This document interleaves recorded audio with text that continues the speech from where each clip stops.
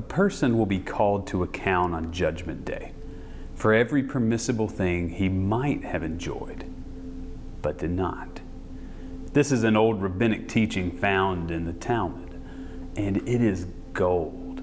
A person will be called to account on Judgment Day for every permissible thing he might have enjoyed, but did not. And just run with this construct for a minute. We will be judged for not enjoying life. Now, we often associate our fate by what we do and the actions we take. But what about the things we don't do and the actions we don't take?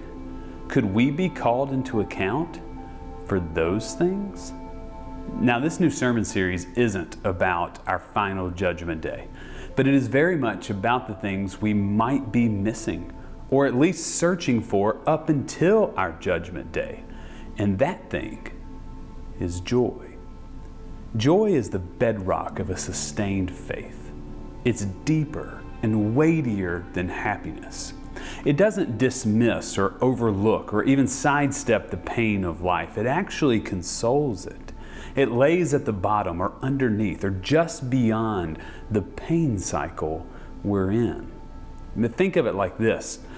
Last month, we introduced a way of categorizing our faith journeys, labeling it order, disorder, reorder.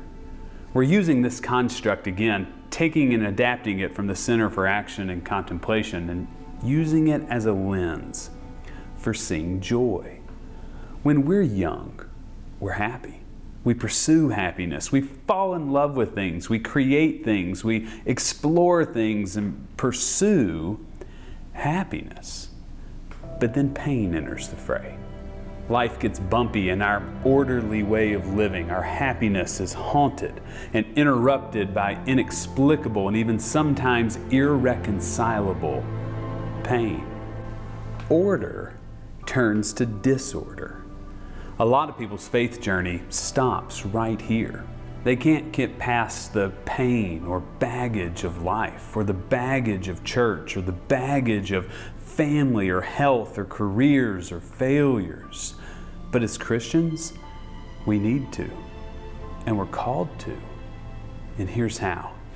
We must find and live out of joy. Joy is the secret ingredient that we need in order to live faithfully. Have you ever noticed that when you're with the spiritual teachers of your lives, those real, holy people that move you on a soul level, they all, without fail, are tapped into joy? Now, is that because they've suffered less? No, quite the opposite.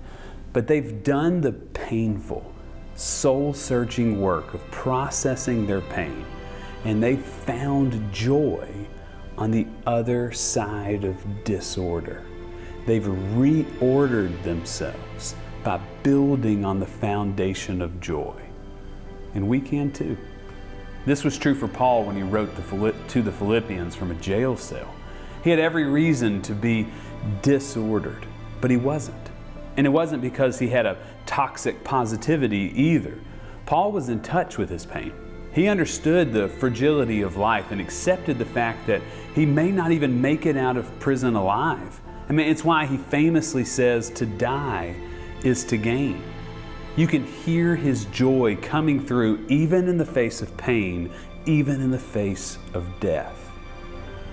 So I think the question becomes for all of us, especially during these times of such pain and pandemic, how do we live with joy?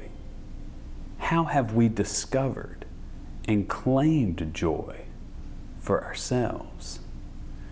Join us for worship this September as we explore these answers together.